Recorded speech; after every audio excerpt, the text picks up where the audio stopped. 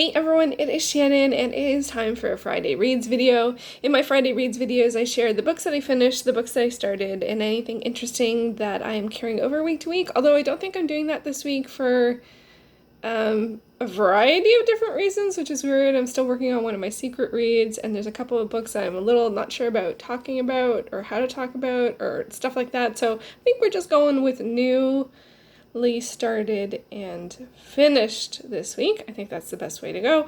And just, yeah, so let's get started. And I do have one other resourcey thing that I want to share, but I will share it after I talk about this book, which is Forbidden by Beverly Jenkins, which I started actually a while ago, a month. It took me a whole month to read, a romance.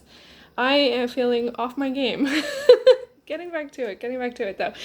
This was wonderful. This is the first in the Old West series, which looks like it's 3 books. However, one of the characters, Ryan, he apparently was in the first in the Levesque family series, which is a 4-book series. This was my first Beverly Jenkins, and I really enjoyed it. It's a historical romance. It's a Western set romance in a sort of mostly set in a frontier town. Ryan owns a saloon, and Eddie wants to go out west to California to seek her fortune or to open a restaurant, and I loved it. I thought it was wonderful. I really enjoyed the characters. I really enjoyed the setting. There's a fair amount of world building that I will say that I was a little surprised at. Not tons, but you get to know a fair amount of people in the town, in addition to Ryan and Eddie, and I felt like it really fleshed that out. Like I really felt like I understood or I could really see some of the different settings, both the saloon and where Eddie was staying, and there was a sort of, I can't remember what it was called. There was like an orphanage. I think it was an orphanage or somewhere where someone took in kids.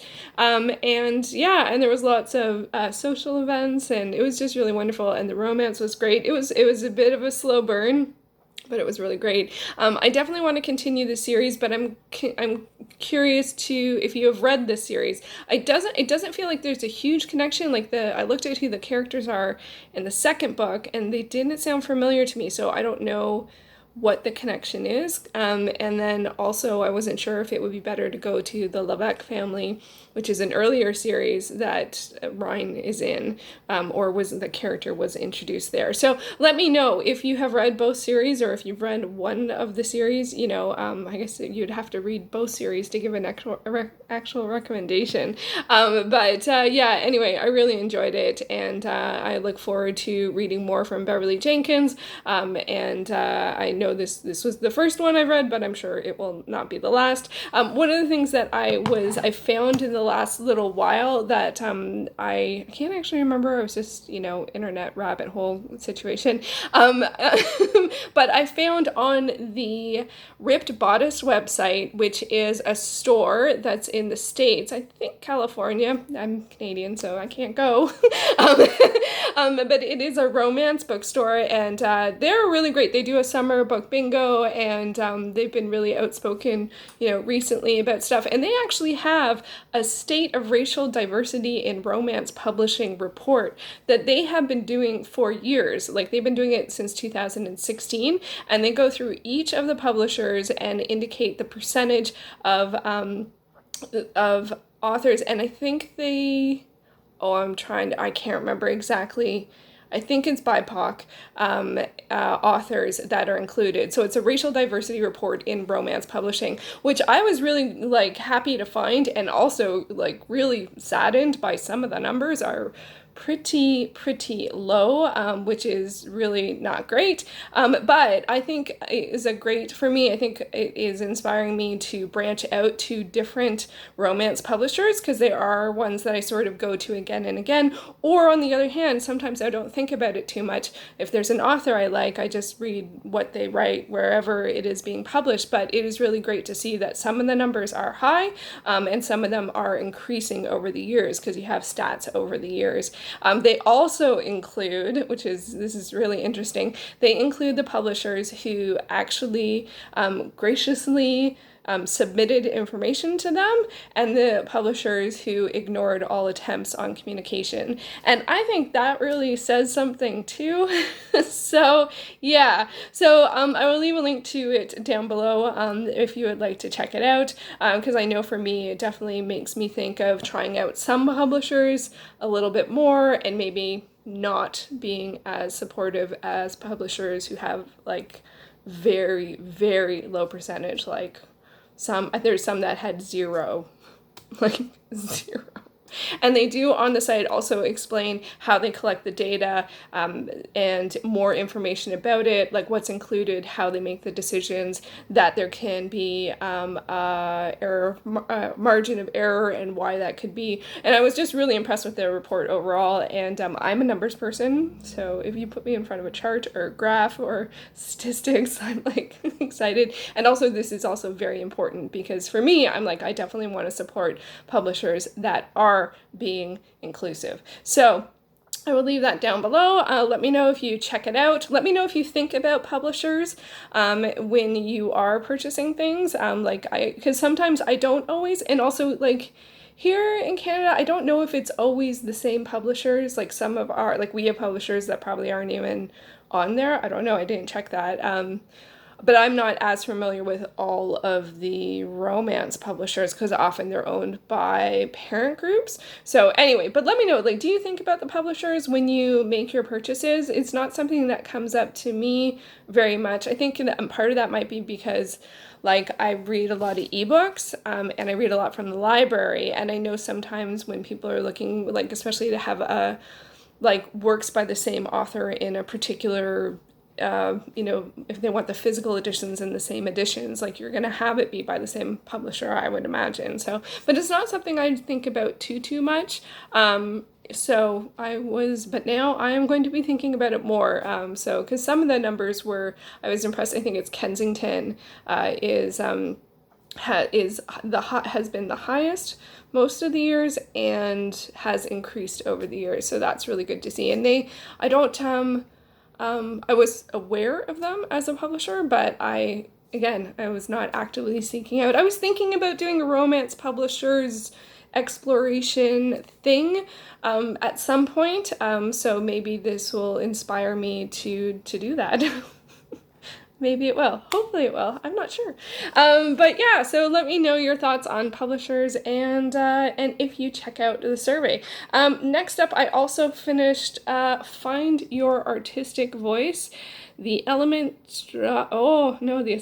Oh, time to get my eyes checked. The Essential Guide to Working Your Creative Magic by Lisa Congdon. This is a nonfiction art book. Lisa Congdon is artist, illustrator, and teacher. She teaches classes at Creative Bug. That's, I think, where I first found her, was like a 30-day drawing class. This is the third book that I've read by her, although one of those, I think, was illustrated by her. I read there was an encyclopedia of animals that she illustrated. Oh, it's wonderful. She's a wonderful illustrator and a great teacher. And I also read Art Inc. by her a couple years ago. And this is a really great book if you are interested in finding your creative voice or artistic voice and finding your artistic style. It's got great interviews with people who share like their experience, as well as a good like roadmap for like the the pitfalls. Not necessarily the pitfalls, but it does talk about the pitfalls, and it does also talk about things that you can do to hone your artistic voice, and also a lot of the things that come up and whether or not like people think it's a good idea to do or not a good idea to do, like mimicking things or imitation, and talking about those issues, and whether like what it is about that can be a challenge, and what it is about that can be great for your art. So, and what, when you should attribute things and all that good stuff. So I really enjoyed this. I don't know when this came out. It was a long hold by the library, I'll tell you that. And so maybe it's a more recent work, and I finished it right before it expired, so much so that I had to get a Pinterest image of the cover because it's actually expired from Overdrive. I am so bad at that. I used to be really good at that, but now I almost always end up reading my library books in like the last week that I have them. I want to sort of I want to sort of get back to reading it right away so I can return it and other people can enjoy it. So this actually was so good that I would buy the print edition. I made so many notes from it, and there were so many things that I would refer to. So I highly recommend this if you're interested in art, and if you are an artist, any kind, it doesn't matter if it's visual or otherwise. Like, I tend to talk about drawing, but it's not limited to that. She does interviews with sculptors, but mostly visual artists, but I don't think, okay, maybe, I don't know. I actually don't know. If you have read this book, let me know your thoughts. Do you think it is primarily targeted towards visual artists? But I think a lot of it's applicable, like, to any art form, but maybe it is a bit more centered on visual arts. Interesting question, to which I do not know the answer. Oh my gosh.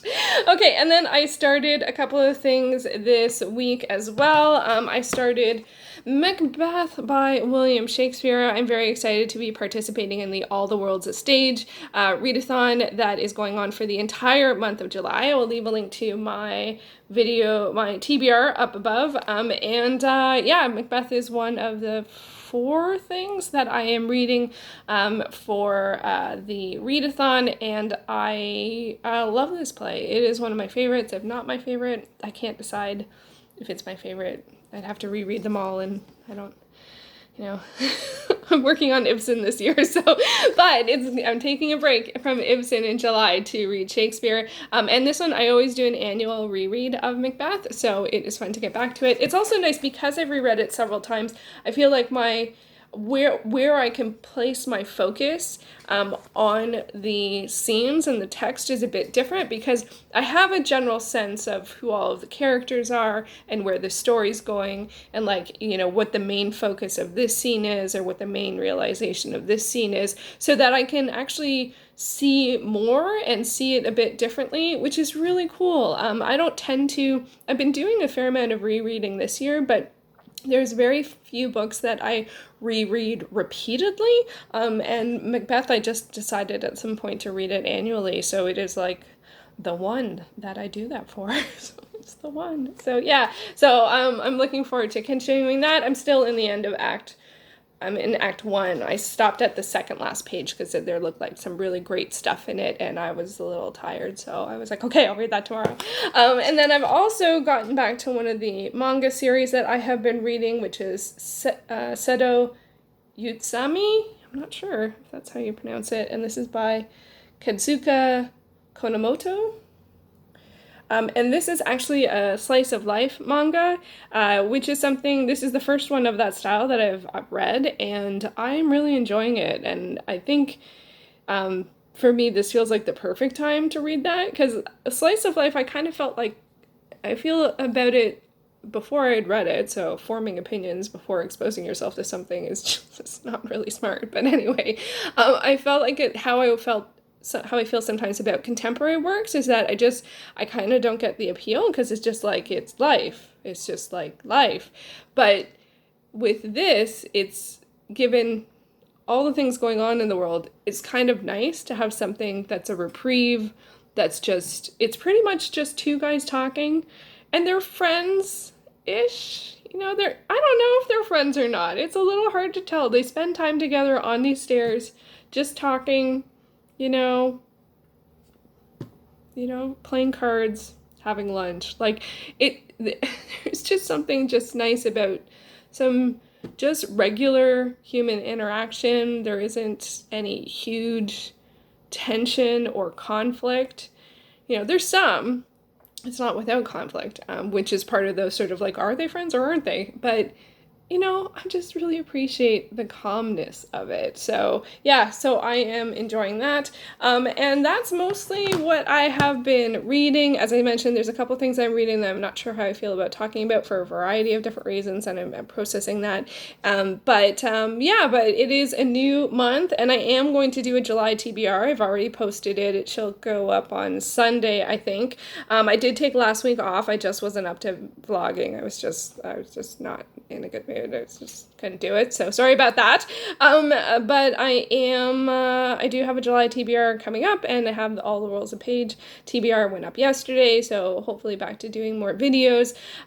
So yeah, let me know what you are reading, and if you're Canadian, how your Canada Day went. And I know there's the big, I don't know how people are feeling about the big holiday in the States these days. I